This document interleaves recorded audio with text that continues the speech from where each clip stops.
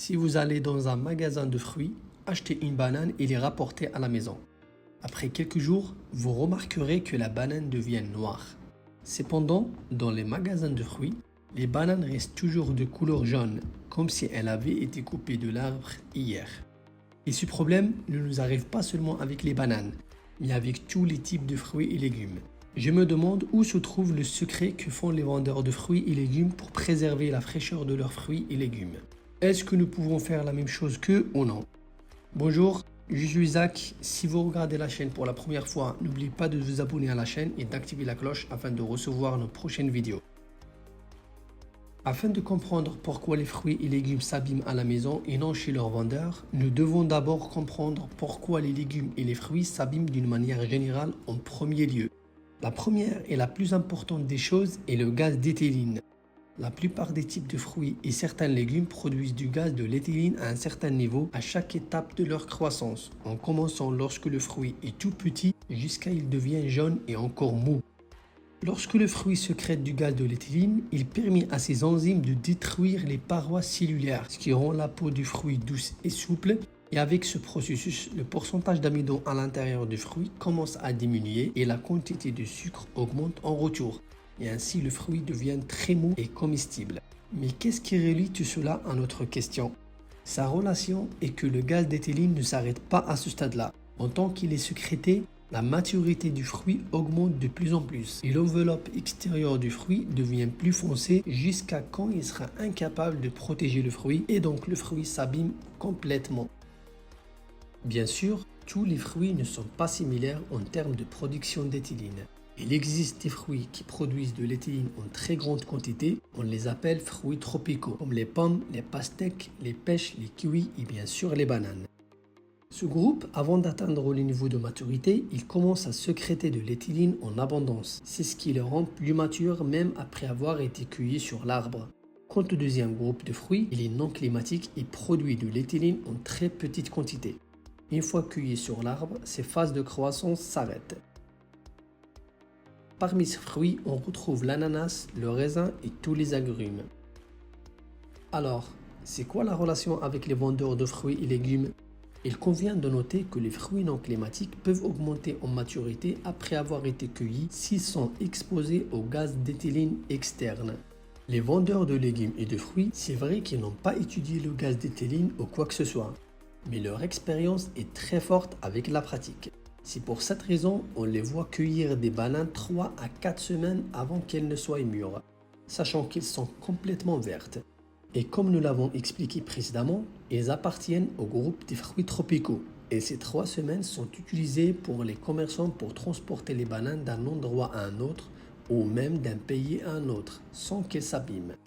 Et par la suite, les placer dans des endroits équipés pour stocker les bananes pendant qu'elles sont vertes.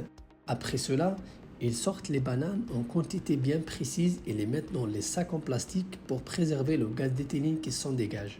Et c'est ce qui fait jaunir rapidement les bananes et on comprend par là que le vendeur de fruits ne retire pas toutes les bananes qu'il possède de l'entrepôt d'origine, mais il les laisse les vendre selon la demande. L'éthylène fait également une différence dans les magasins dans la manière dont ils disposent les fruits et légumes. Cela signifie que la disposition des fruits et légumes dans les magasins n'est pas seulement destinée à la décoration, mais tout est placé à un endroit précis pour une raison précise. Car certains fruits, c'est préférable de les mettre à côté d'autres fruits et on a d'autres qui ne doivent pas être faits. Et cela est dû toujours aux émissions d'éthylène dont certains sont bénéfiques ou non. Par exemple, c'est une mauvaise idée de placer les pommes près des mangues et les tomates près des oranges, car les tomates et les pommes produisent de l'éthylène en grande quantité et cela peut affecter les autres fruits non climatiques. Les bananes sont les fruits qui produisent le plus d'éthylène et sont également sensibles à l'éthylène. C'est pourquoi certains vendeurs de légumes les placent très isolés et même suspendus pour être à l'écart de tous les autres légumes et fruits. Une observation très précieuse est que les fruits climatiques, lorsqu'ils sont abîmés, ils deviennent comme une bombe pour les autres éléments et ils produisent de l'éthylène en grande quantité. Et c'est pourquoi également qu'on trouve des pommes dans une boîte où chaque pomme étant emballée individuellement dans un papier. Car si une pomme s'abîme, elle peut abîmer toute la boîte entière. Puisque nous comprenons ce que font les vendeurs de légumes et de fruits pour les conserver, que faisons-nous également chez nous? La première erreur que nous commettons est de mettre tous les fruits et légumes ensemble. Des bananes et des tomates avec des pommes, le tout avec des dattes, des pommes de terre et des oignons. Et c'est ce qui fait que les fruits à la maison s'abîment rapidement sans prévenir. Et mettre les légumes dans des sacs est donc une autre histoire. Car pas tous les légumes ne devraient pas être mis dans un sac, mais chaque type a ses propres conditions, comme nous l'avons expliqué précédemment.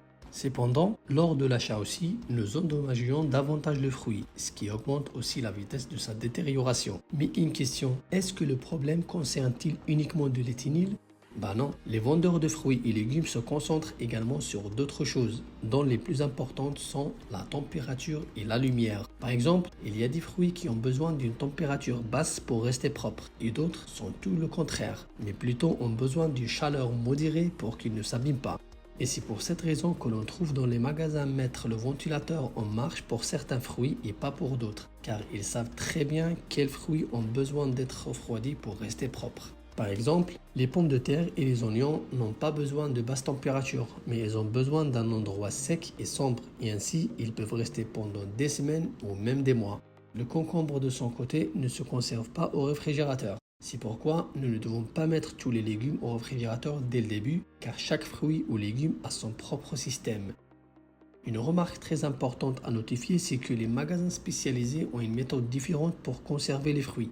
Ils achètent tous les fruits avant qu'ils ne soient mûrs et les mettent dans des endroits spéciaux. Et c'est après avoir les exposés à un certain pourcentage de gaz d'éthylène qu'ils les mettent en vente dans le magasin avec des quantités bien précises. Et c'est pourquoi nous, en tant que consommateurs, pensons toujours que les fruits des supermarchés sont très propres et comme s'ils avaient été cueillis hier, même s'ils ont en réalité peut-être été cueillis il y a 1 ou 2 semaines.